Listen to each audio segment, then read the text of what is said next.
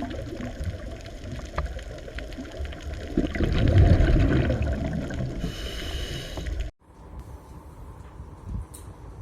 આજે આપણે શરૂ કરવા જઈ રહ્યા છીએ આપણું ચેપ્ટર નંબર 10 માનવ કલ્યાણમાં સૂક્ષ્મ જીવો.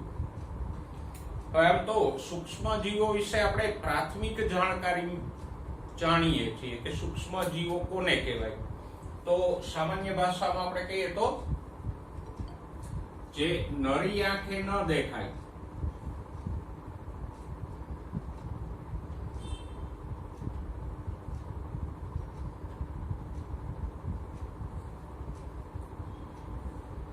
એને શું કહેવાય? સૂક્ષ્મ જીવો.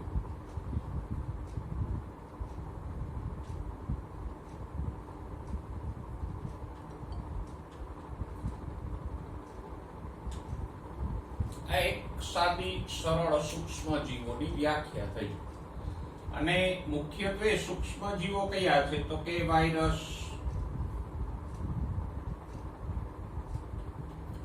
બેક્ટેરિયા, પ્રજીવો,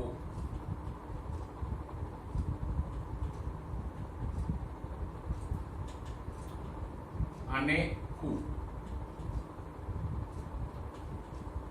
આ બધાનો સમાવેશ સૂક્ષ્મ જીવોમાં થાય. વાયરસ, બેક્ટેરિયા, પ્રજીવો, ફૂગ. એનાથી આગળ આપણે અમુક ઉદાહરણો ગણી ગયા. વિરોઇડ્સ,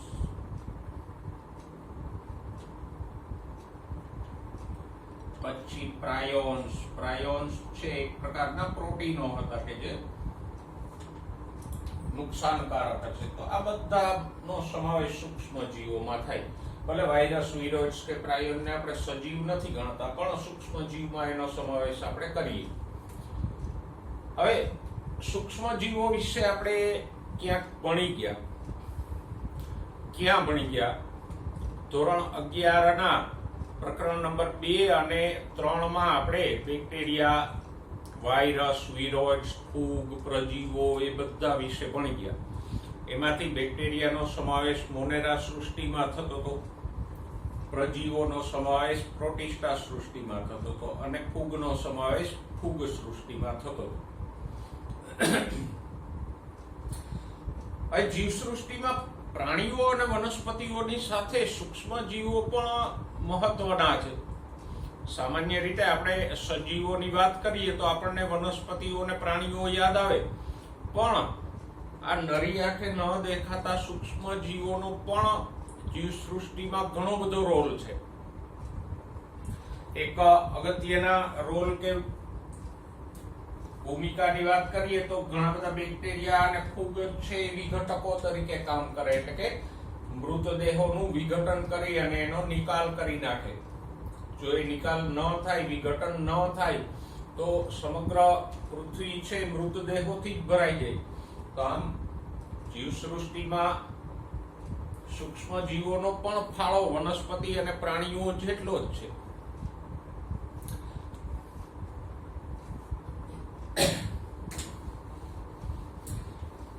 તો સૂક્ષ્મ જીવોમાં કોનો સમાવેશ થાય અને સૂક્ષ્મ જીવો કોને કહેવાય એ તમને હવે સમજાઈ ગયું હશે. થોડીક એના નિવાસ સ્થાનની ચર્ચા કરીએ કે સૂક્ષ્મ જીવો ક્યાં ક્યાં વસે.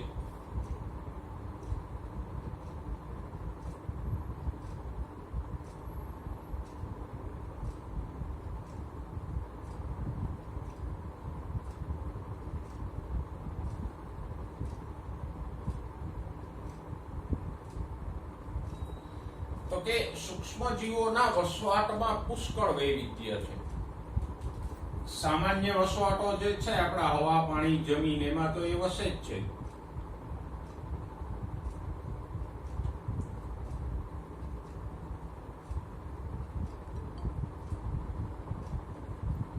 આમાં તો હોય જ, પણ એ સિવાય પણ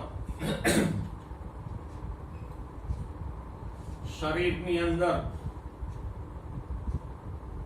વનસ્પતિ, પ્રાણીઓ અને મનુષ્યના શરીરની અંદર પરોપજીવી તરીકે પણ રહીએ કે સહજીવી તરીકે પણ રહીએ.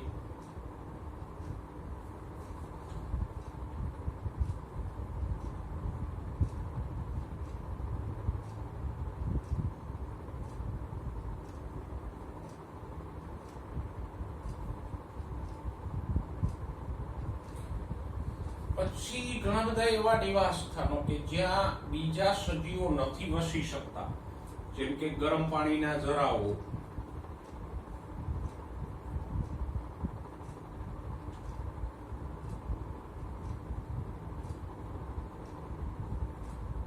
કે જ્યાં તાપમાન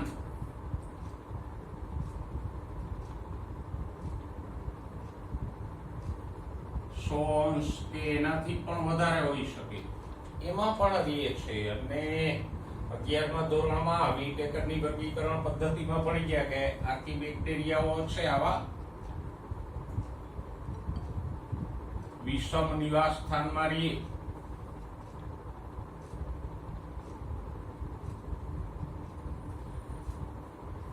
પછી ઘણા બધા આર્કી બેક્ટેરિયાઓ મિથેન યુક્ત પર્યાવરણમાં,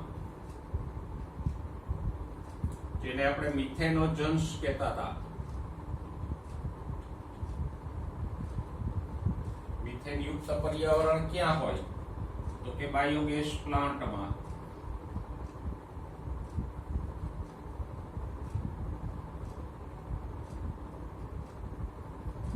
તો એમાં પણ મિથેનોજન્સ પ્રકારના આર્કી બેક્ટેરિયાઓ વસે. બરફમાં પણ હોય. તો આમ સૂક્ષ્મ જીવો બધા નિવાસ સ્થાનોમાં વસે. સામાન્ય નિવાસ સ્થાનો ઉપરાંત બીજા સજીવોના શરીરમાં, ગરમ પાણીમાં, એસિડિક પર્યાવરણમાં, મિથેનયુક્ત પર્યાવરણમાં, એકદમ ઠંડા બરફીલા પ્રદેશોમાં પણ સૂક્ષ્મ જીવો મળી આવે. બરાબર. તો આપણે સૂક્ષ્મ જીવો વિશે સામાન્ય ચર્ચા કરી. જો સૂક્ષ્મ જીવો પૈકી ઘણી બધી ફૂગ અને બેક્ટેરિયાને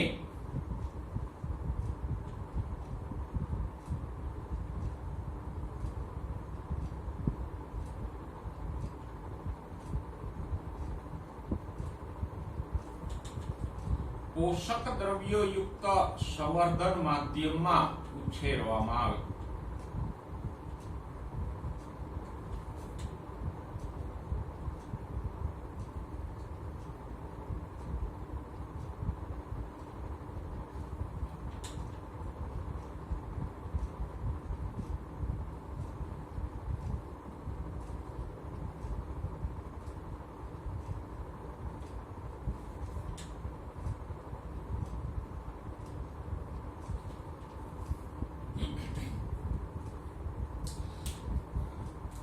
કોઈ ફૂગ બેક્ટેરિયા હોય તો એના અભ્યાસ માટે ઉછેરવામાં આવે, સંશોધનો માટે ઉછેરવામાં આવે. કોઈકને એના વિશેષ ઉપયોગ માટે પણ લેબોરેટરીમાં ઘણા બેક્ટેરિયા અને ફૂગને પોષક દ્રવ્યો યુક્ત માધ્યમની અંદર ઉછેરવામાં આવે. જો પાછળના પાને તમારા પુસ્તકમાં ઘણી બધી સૂક્ષ્મ જીવોની આકૃતિ આપેલી છે. અમુક બેક્ટેરિયા, પછી વાયરસ, અને નીચેના ભાગે આવું સંવર્ધન માધ્યમ ધરાવતી એક પેટ્રી ડીશ આપેલી છે. પેટ્રી ડીશ છે કાચની એક આવી પ્લેટ હોય, ડીશ હોય, અને એની અંદર સંવર્ધન માધ્યમ ભરવામાં આવે. તો એમાં ફૂગ કે બેક્ટેરિયાની આવી વસાહતો બની જાય ગોળ ગોળ. અને આ વસાહતોને નરી આંખે જોઈ શકાય. તમારી પ્રસ્તાવનાના બીજા પેરેગ્રાફમાં એ આપ્યું છે કે જેને નરી આંખે જોઈ શકાય. તો સૂક્ષ્મ જીવોને નરી આંખે નથી જોઈ શકાતા, પણ એની આ જે વસાહતો બને સંવર્ધન માધ્યમમાં, એ વસાહતોને આપણે નરી આંખે જોઈ શકીએ. બરાબર. અને આવી વસાહતોનો ઉલ્લેખ ઘણી બધી જગ્યાએ આવશે. 10મા ચેપ્ટરમાં આવશે, 11મા ચેપ્ટરમાં પણ વસાહતોનો ઉલ્લેખ આવશે. ઓકે. જો સામાન્યતઃ આપણને મગજમાં એવું હોય કે ફૂગ અને બેક્ટેરિયા છે એ નુકસાન પહોંચાડે. જેમ કે 8મા ચેપ્ટરમાં આપણે ભણી ગયા કે ઘણી બધી ફૂગ અને બેક્ટેરિયાથી મનુષ્યમાં વિવિધ પ્રકારના રોગો થાય. ફૂગ કે બેક્ટેરિયા આપણા ખોરાક વગેરેને ખરાબ કરી નાખતા હોય છે. પણ એવું નથી કે બધી ફૂગ અને બધા બેક્ટેરિયા છે એ નુકસાનકારક જ હોય. ઘણા બધા બેક્ટેરિયા અને ઘણી બધી ફૂગ ફાયદાકારક પણ છે. અને આ પ્રકરણમાં આપણે એ જ ભણવાનું છે કે માનવ કલ્યાણમાં સૂક્ષ્મ જીવો એટલે સૂક્ષ્મ જીવો જે મનુષ્ય માટે કોઈને કોઈ રીતે ફાયદાકારક હોય. એટલે 8મા ચેપ્ટરમાં આપણે સૂક્ષ્મ જીવોથી થતા નુકસાન કે રોગોની વાત કરીએ. અહીંયા આપણે સૂક્ષ્મ જીવોના ફાયદાઓની વાત કરવાની છે. તો આ ચેપ્ટરમાં આપણે ફૂગ, બેક્ટેરિયા વગેરે સૂક્ષ્મ જીવોના ફાયદાકારક પાસાઓને કે ઉપયોગોને જોશું. હવે આ ફાયદાકારક ઉપયોગોમાં સૌથી પહેલા આપણે જોઈએ ઘરગથ્થુ ઉપયોગોમાં સૂક્ષ્મ જીવો.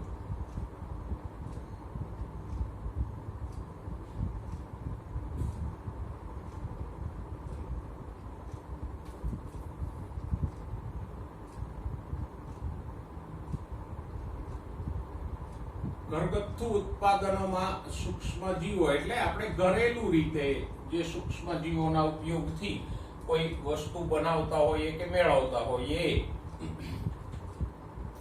એમાં કોઈ ટેકનોલોજીની જરૂર નથી પડતી, કોઈ યંત્રોની જરૂર નથી પડતી કે કોઈ ખાસ વિજ્ઞાનની જરૂર નથી પડતી. એ પરંપરાગત રીતે ઘરેલું રીતે અનુભવથી અને ઘરેલું સામાનમાંથી જ આપણે આ ઉત્પાદનો મેળવતા હોઈએ. તો આ ઘરગથ્થુ ઉત્પાદનોમાં સૂક્ષ્મ જીવોના કયા કયા ઉપયોગો છે?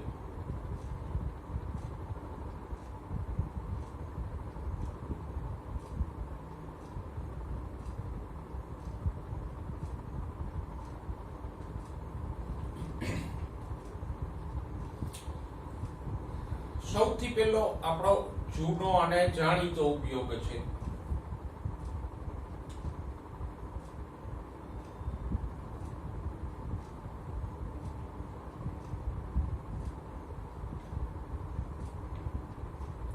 દહીં બનાવવા.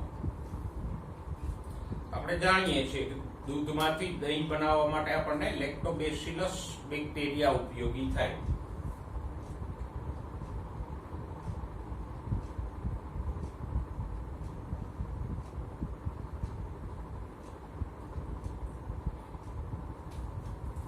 અથવા તો એનું બીજું નામ છે lactic acid bacteria.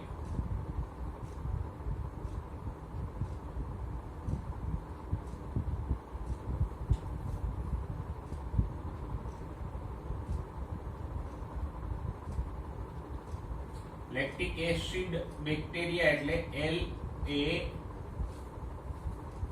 Lactic acid bacteria LAB. તો આ લેક્ટોબેસિલસ બેક્ટેરિયા છે દૂધમાંથી દહીં બનાવી આપે. ભલે હવે આપણે એવું માનતા હોય કે દહીં મેં જમાયું, પણ ખરેખર દહીં આ બેક્ટેરિયાઓ બનાવી દે, આપણે નથી બનાવતા. કેવી રીતે થાય? તો કે દહીં બનાવવાની પ્રોસેસ આપણે જાણીએ છીએ. થોડુંક નિવેશ દ્રવ્ય એટલે જેને આપણે મેળવણ કહીએ,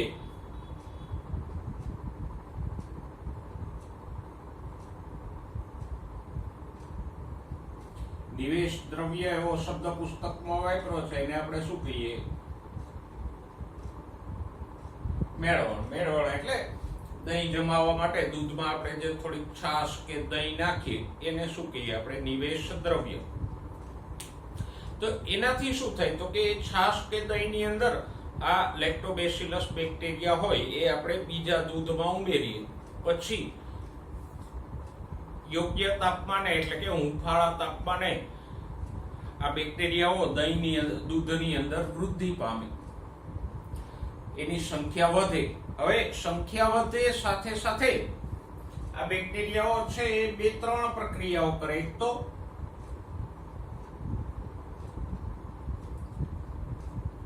દૂધની શર્કરામાંથી એ લેક્ટિક એસિડ બનાવે.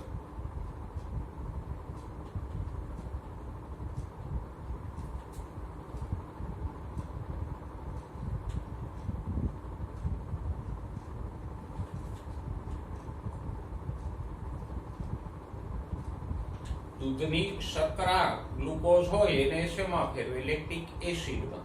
અને આ પ્રક્રિયા આપણે અગાઉ પણ ભણી ગયા, ધોરણ 11 પ્રકરણ નંબર 14 આથવણની ક્રિયામાં આપણે આ પ્રક્રિયા ભણી ગયા અજારક શોષણમાં. તો મુખ્ય પ્રક્રિયા કઈ થાય દૂધમાં? તો કે દૂધની શર્કરાને બેક્ટેરિયાઓ લેક્ટિક એસિડમાં ફેરવે, એટલે જ આપણે એને લેક્ટોબેસિલસ અથવા લેક્ટિક એસિડ બેક્ટેરિયા કહીએ. પછી બીજું તો કે આ બેક્ટેરિયાઓ છે દૂધના પ્રોટીનને આંશિક પચાવે, અંશતઃ થોડું ઘણું પચાવે.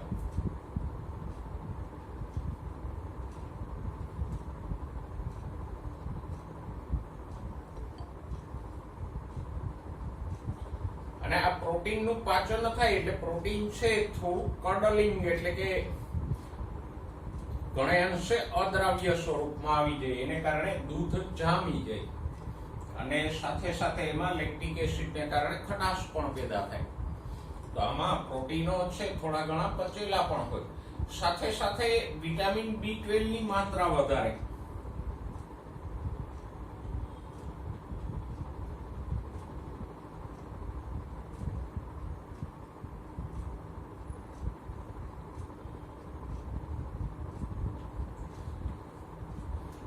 તો આમ દૂધમાંથી દહીં બનવા દરમિયાન લેક્ટોબેસિલસ 3 પ્રક્રિયાઓ કરે. કયું? એક તો દૂધની શર્કરાને લેક્ટિક એસિડમાં ફેરવે, નંબર 2 દૂધના પ્રોટીનોને આંશિક પચાવે જેથી દૂધ જામી જાય, અને નંબર 3 વિટામિન B12 ની માત્રા વધારે, એટલે દૂધ કરતા દહીંમાં વિટામિન B12 વધારે હોય.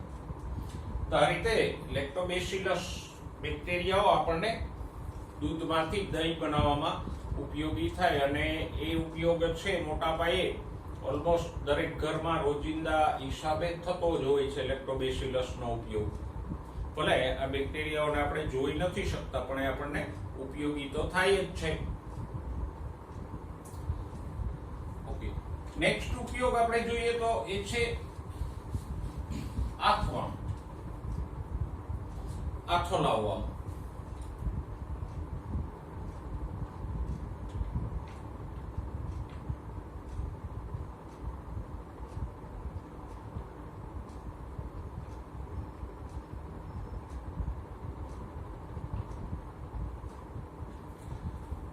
આથો લાવવાની ક્રિયા પણ આપણે જાણીએ છીએ. ઇડલી, ઢોસા, ખમણ,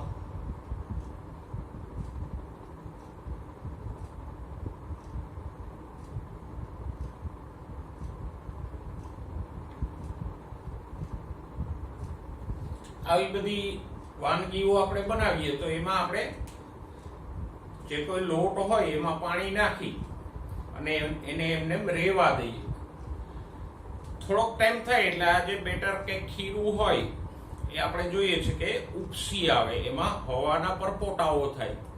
તો એ શેને કારણે છે? તો કે આપણે જે ખીરું પલાળીએ તો વાતાવરણમાંથી એની અંદર યીસ્ટ ભળે, અને આ યીસ્ટ છે પછી સંખ્યા વધારે, સાથે સાથે યીસ્ટ શું કરશે? તો કે લોટમાં રહેલી શર્કરા કે ગ્લુકોઝને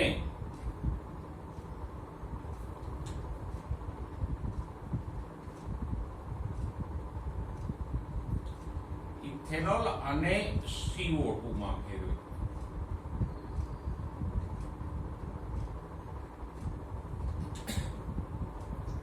અને ખીરુની અંદર આ CO2 ના પરપોટાઓ થાય અને પછી આપણે આવા ખીરુને પકાવીએ એટલે વસ્તુ છે પોલી જાળીદાર થઈ જાય, કારણ કે અંદર CO2 હોય એ ફૂલે તો વસ્તુ પોલી અને જાળીદાર થઈ જાય. સાથે સાથે અંદર જે ઇથેનોલનું પ્રમાણ આવ્યું હોય એને કારણે એમાં એક વિશિષ્ટ પ્રકારની વાસ પણ આવે, ગંધ પણ આવે. તો આમ આથવણયુક્ત વસ્તુઓ બનાવવામાં આ પ્રક્રિયા થાય. અને આ પ્રક્રિયા કરે કોણ? તો કે યીસ્ટ નામની ફૂગ.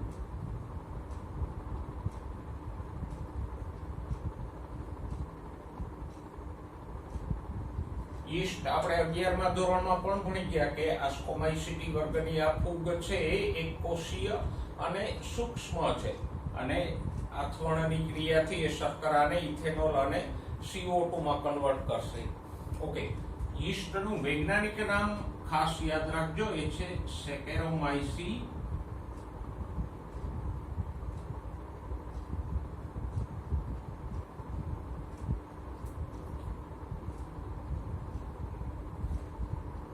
સેરિવિસી. યીસ્ટ છે અંગ્રેજી શબ્દ છે, પણ એનું વૈજ્ઞાનિક નામ શું છે? સેકેરોમાઇસીસ પ્રજાતિ અને સેરિવિસી જાતિ.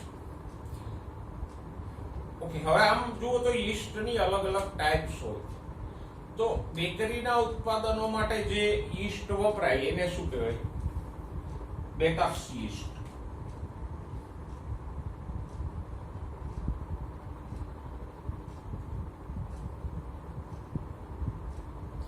જે બ્રેડ, પાઉં વગેરે બનાવવા માટે વપરાય એ બેકર્સ યીસ્ટ. બીજો શબ્દ છે બ્રેવર્સ યીસ્ટ.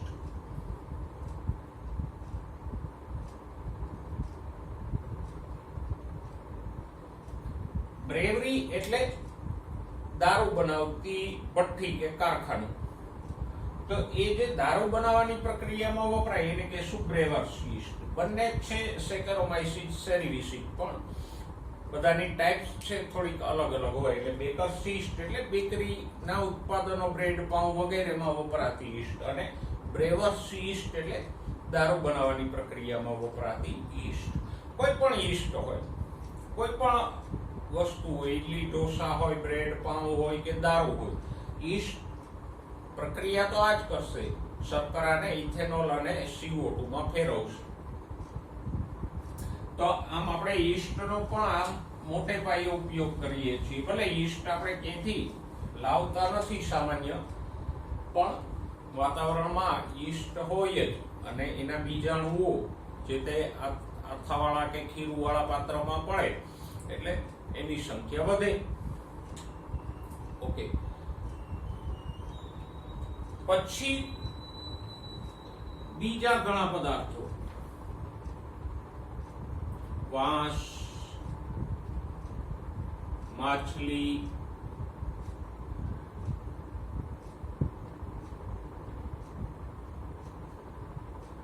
સોયાબીન વગેરેમાં પણ આથો લાવી અને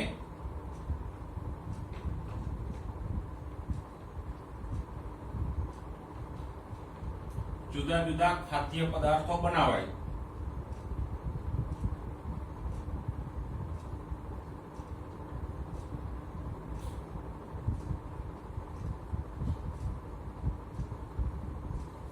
જેમ કે સાઉથ ઇન્ડિયામાં વાંસના જે કુમળા ભાગો હોય એમાં આથો લાવી અને એક પ્રકારનું અથાણું બનાવાય.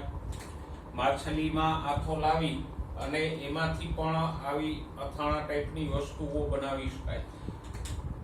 ચીન, જાપાન જેવા દેશોમાં તો સોયાબીનમાં આથો લાવી અને ઘણી વસ્તુઓ બનાવે. જેમ કે તો તમે ખાધું પણ છે, જેમ કે સોયા સોસ,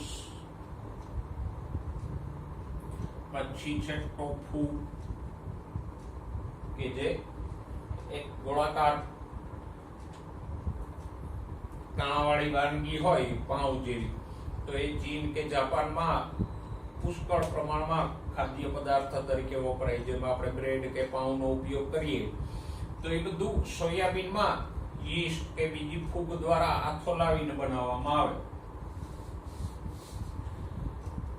એના પછી છે ટોડી નામનું પીણું.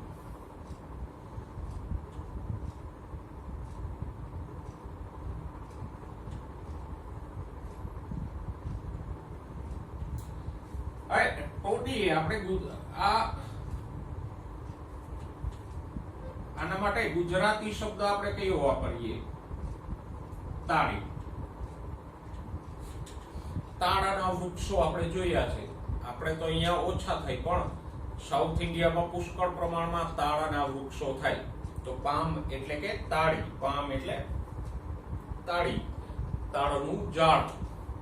તો એ તાળાના ઝાડમાં ઉપરની તરફ એના થડમાં કાપો મૂકી દેવામાં આવે અને પછી ત્યાં એક ભૂંગળી કે સળી રાખી અને નીચે મટુકી લટકાવી દેવામાં આવે. તો રાત્રિના સમયે એ તાળાના થડમાંથી જે રસ જમા થાય એ આ મટુકીમાં એકઠો થઈ જાય અને પછી એ જે રસ હોય એમાં આથો લાવી અને ટોડી કે તાળી નામનું નશાકારક પીણું બનાવે. જો કે આ રસના ઘણા બધા ઉપયોગો છે. વગર આથવાણે પણ એને પી શકાય અને આથા વગરનો આપણે પીએ તો એમાં ઘણા બધા પૌષ્ટિક તત્વો હોય. સાથે સાથે તાળીના રસમાંથી દક્ષિણ ભારતમાં ગોળ પણ બનાવવામાં આવે. પણ અહીંયા આપણે સૂક્ષ્મ જીવોની વાત કરીએ તો એ તાળીના રસમાંથી તાળી ઉપરથી ટોડી નામનું પીણું પણ બનાવવામાં આવે કે જે આથવણયુક્ત અને આલ્કોહોલિક પીણું છે. એના પછીનો ઉપયોગ છે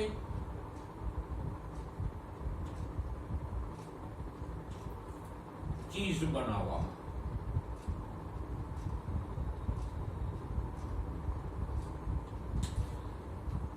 ઓકે, ચીઝને તો આપણે જોયું છે, પણ દુનિયામાં ચીઝની અલગ અલગ સેંકડો વેરાયટી છે કે દરેકનું પોત એટલે ટેક્સચર. કોઈ ચીઝ લીસું હોય, કોઈ આપણે જોઈએ છે કે પેલું રબર જેવું હોય, પિઝામાં નાખીએ મોઝરેલા પ્રકારનું ચીઝ.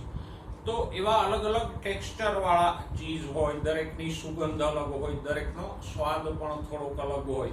આપણા દેશમાં તો ચીઝની બહુ ઓછી વેરાયટીઓ મળે છે, પણ દુનિયામાં એની સેંકડો વેરાયટીઓ છે. તો ચીઝ બનાવવામાં પણ અલગ અલગ સૂક્ષ્મ જીવોનો ઉપયોગ થાય. દાખલા તરીકે જુઓ, સ્વિસ ચીઝ.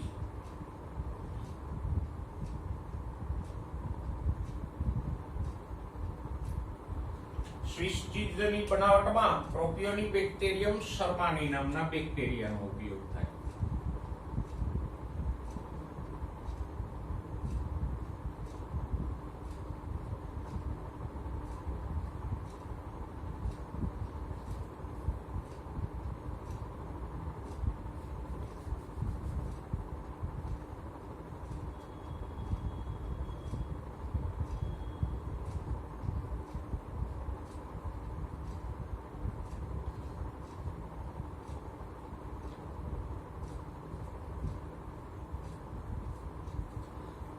પછી બીજું એક પ્રસિદ્ધ ચીજ છે રોક્વીફોર્ટ ચીઝ.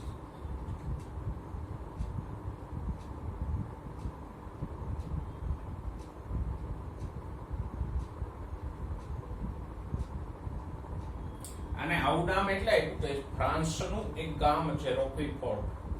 એ રોક્વીફોર્ટ ગામની આજુબાજુની જે ગુફાઓ છે એની અંદરના હુંફાળા અને ભેજવાળા વાતાવરણમાં આ ચીઝનું આથવણ કરવામાં આવે એટલે રોક્વીફોર્ટ ગામ ઉપરથી એને રોક્વીફોર્ટ ચીઝ કહેવામાં આવે. બધાની લાક્ષણિકતાઓ અલગ અલગ હોય. સ્વિસ ચીઝની અંદર CO2 ના મોટા મોટા છિદ્રો જોવા મળે એટલે કે કાણાઓ જોવા મળે. રોક્વીફોર્ટ ચીઝમાં વચ્ચે વચ્ચે ફૂગના હિસાબે લીલાશ પડતા કાળા ધાબાઓ જોવા મળે. રોક્વીફોર્ટ ચીઝમાં મુખ્યત્વે ફૂગનું સંવર્ધન કરવામાં આવે એટલે કે ફૂગ દ્વારા આથવણ કરવામાં આવે. અને એ ફૂગ કઈ છે તો કે પેનિસિલિયમ રોક્વીફોર્ટી.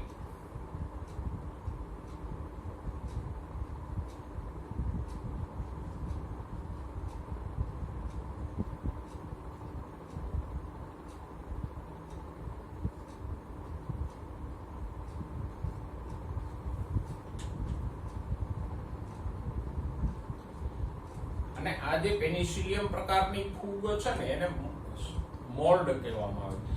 ફૂગને આપણે અલગ અલગ શબ્દો વાપરી ગયા, જેમ કે અમુક ફૂગને મશરૂમ કહેવાય, અમુકને બ્રેકેટ ફંજાઈ કહેવાય. તો એમ આ પેનિસિલિયમ પ્રકારની જે ફૂગ છે એને આપણે મોલ્ડ્સ કહીએ.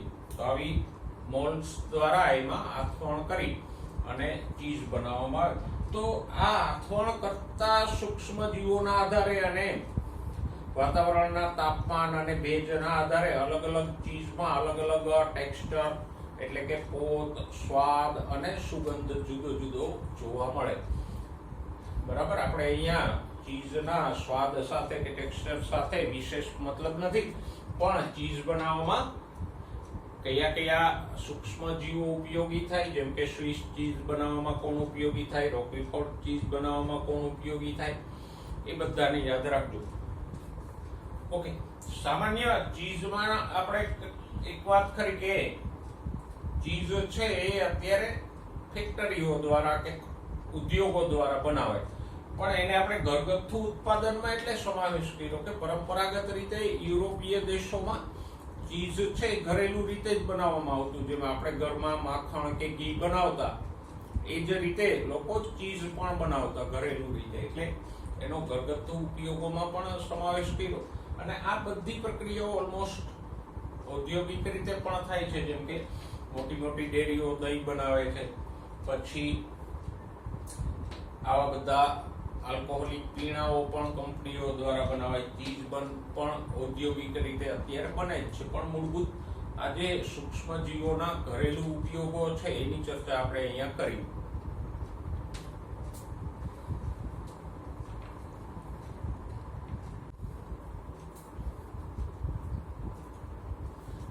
નેક્સ્ટ જુઓ, હવે ઔદ્યોગિક ઉત્પાદનોમાં સૂક્ષ્મજીવોની વાત કરીએ. જો આમ તો બેઝિક પ્રક્રિયા જે છે એની જ રહેશે કે જે સૂક્ષ્મજીવો ઘરેલું ઉત્પાદનોમાં જે પ્રક્રિયા કરતા હતા એ જ પ્રક્રિયા ઔદ્યોગિક ઉત્પાદનમાં થશે. સપોઝ કે યીસ્ટ છે તો એ શર્કરાને, ગ્લુકોઝને ઇથેનોલ અને CO2 માં ફેરવે છે ઇડલી કે ઢોસાના પાત્રમાં, તો સેમ પ્રક્રિયા ઔદ્યોગિક ઉત્પાદનમાં પણ થશે. ફરક એટલો આવશે કે ઔદ્યોગિક ઉત્પાદનોમાં મોટા મોટા વાસણો, વેસલ્સ એટલે આમ તો નળાકાર ટાંકીઓ કહી શકીએ આપણે. જો આથવણયુક્ત પીણાઓમાં તમને એક ફોટોગ્રાફ આપ્યો છે દારૂ બનાવતી ફેક્ટરીનો, એમાં આમ જે પેલી નળાકાર મોટી ટાંકીઓ હોય એમાં મોટા પાયે ઉત્પાદન થાય.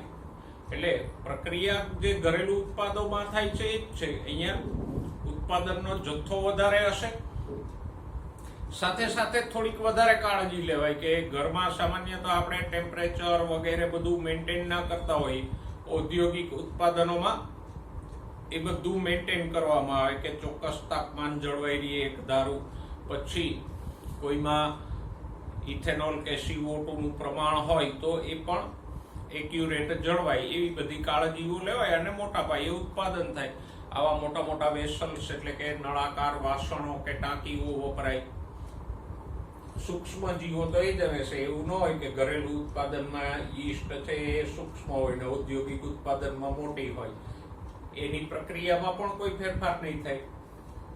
તો ઔદ્યોગિક રીતે આપણને જે ઉત્પાદો મળે છે સૂક્ષ્મજીવોમાંથી, એમાંના પહેલા છે આથવણયુક્ત પીણા.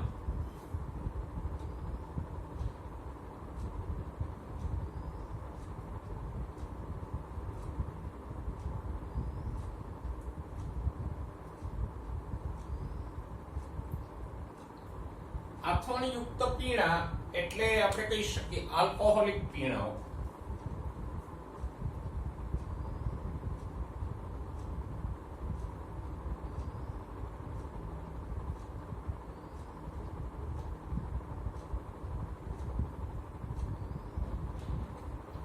એમાંય ના સમજાય તો દારૂ. આથવણયુક્ત પીણા કે આલ્કોહોલિક પીણાઓ એટલે દારૂ. હવે આવા આથવણયુક્ત પીણાઓ છે એ દુનિયામાં વિવિધ પ્રકારના હોય, જેમ કે વાઇન, બિયર, વિસ્કી, બ્રાન્ડી,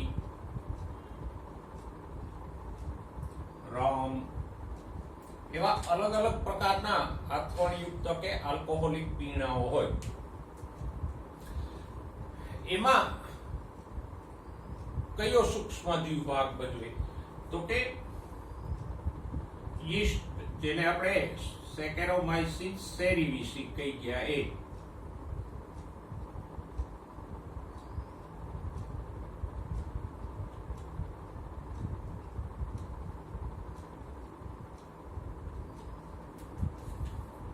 એટલે કે યીસ્ટ છે એ જ અહીંયા પણ કામ કરશે. પણ આ જે આથવણયુક્ત પીણાઓમાં યીસ્ટ વપરાય એને આપણે કહીશું બ્રેવર્સ યીસ્ટ.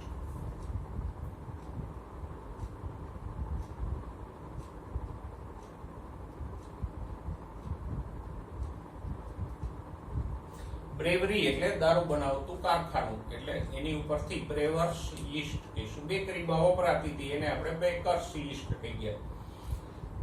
અને યીસ્ટ તો યીસ્ટ જ છે. બેકર્સ યીસ્ટ હોય કે બ્રેવર્સ યીસ્ટ હોય, કામ તો એ શું કરશે? એ જ કરશે. શર્કરા એટલે ગ્લુકોઝને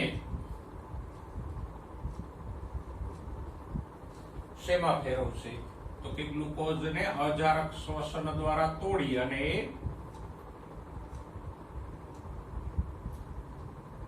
ઇથેનોલ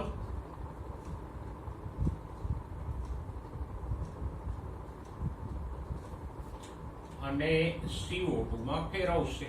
જે સામાન્ય આથવણમાં ઇડલી ઢોસા વગેરે બનાવવામાં જે આથવણની ક્રિયા થાય છે એ જ અહીંયા થશે.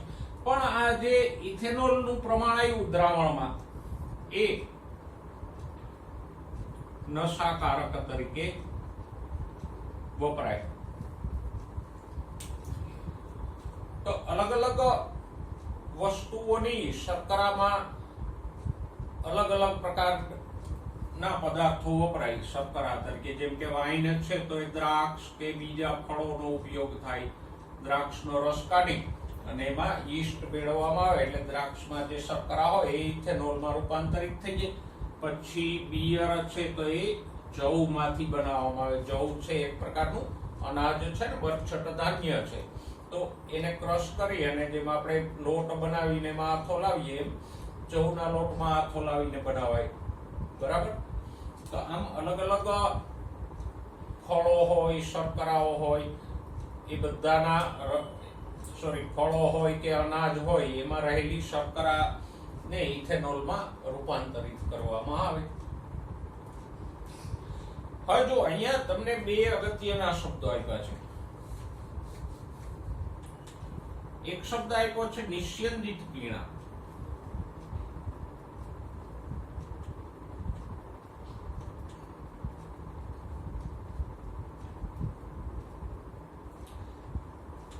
અને બીજા છે અનિસ્યંદિત પીણા.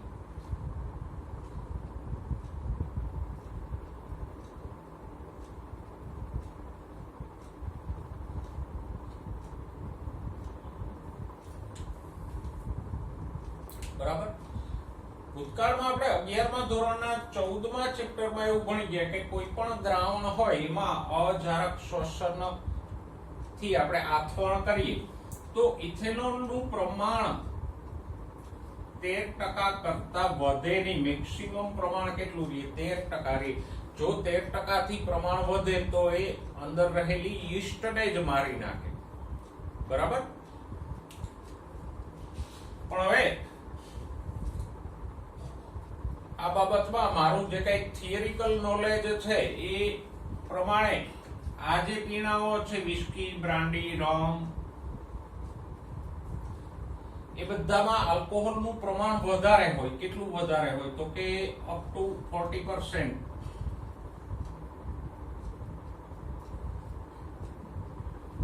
જ્યારે આની અંદર ઓછું હોય, 10% ની અંદર હોય. બરાબર? તો આપણે એવું ભણ્યા કે પાત્રમાં જો આલ્કોહોલનું પ્રમાણ 13% થી વધી જાય તો યીસ્ટ પોતે મરી જાય. તો પછી આમાં 13% કરતા વધારે પ્રમાણ કેવી રીતે લાવવામાં આવે? તો કે નિસ્યંદન દ્વારા. નિસ્યંદન એટલે જે પાત્રમાં આપણે કંઈ પણ ભર્યું હોય, જે દ્રાક્ષ ફળનો રસ હોય કે અનાજ હોય કે જે હોય એની અંદર આથો આવી જાય અમુક હદ સુધી, પછી એ પાત્રમાં રહેલા જે કોઈ પ્રવાહી હોય આથાવાળું એને ગરમ કરવામાં આવે એક સરળ પ્રક્રિયા દ્વારા. નિસ્યંદનની પ્રક્રિયા તો તમે ભૂતકાળમાં ભણી ગયા છો. પેટ્રોલનું વિભાગીય નિસ્યંદન, પેટ્રોલિયમનું.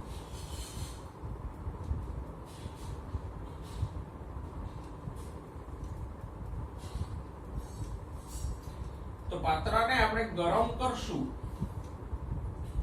એટલે એમાં રહેલો ઇથેનોલ છે, ઇથેનોલ બાષ્પશીલ છે એટલે વરાળ થઈ અને બહાર આવશે. પછી એ ઇથેનોલને ઠંડો કરી લ્યો એટલે જે કોઈ પીણું હોય એમાં આલ્કોહોલનું પ્રમાણ ઊંચું થઈ જાય.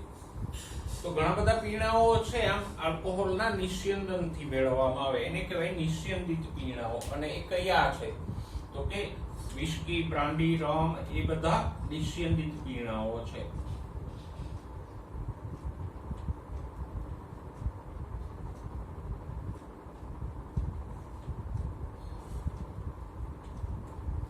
અને નિસ્યંદિત પીણાઓમાં આલ્કોહોલનું પ્રમાણ ઊંચું હોય, કારણ કે એમાંથી આલ્કોહોલનું નિસ્યંદન કરી લેવામાં આવે.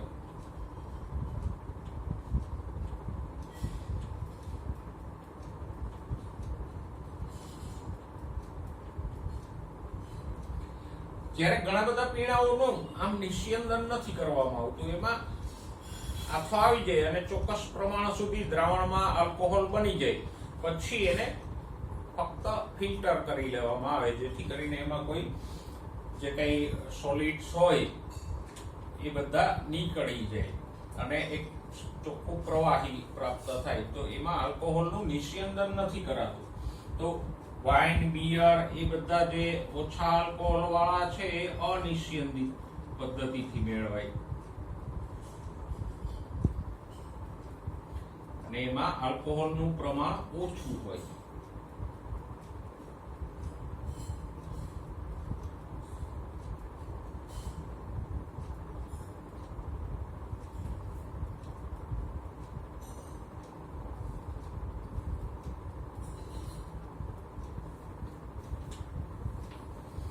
તો આમ ઔદ્યોગિક રીતે આ આલ્કોહોલિક પીણાઓ છે તમને બાજુમાં જે ફોટોગ્રાફ્સ આપ્યો છે એવા મોટા મોટા વાસણોની અંદર હાથો લાવી અને બનાવવામાં આવે.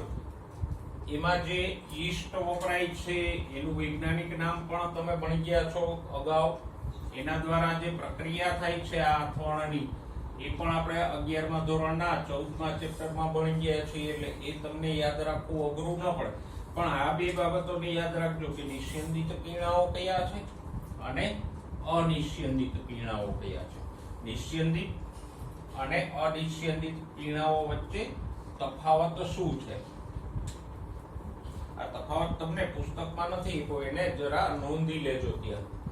તો ઔદ્યોગિક ઉત્પાદનોમાં સૂક્ષ્મ જીવો દ્વારા આપણે પહેલું ઉત્પાદન જોયું કયું? આલ્કોહોલિક પીણાઓ અથવા તો આથવણયુક્ત પીણાઓની ચર્ચા આપણે કરી.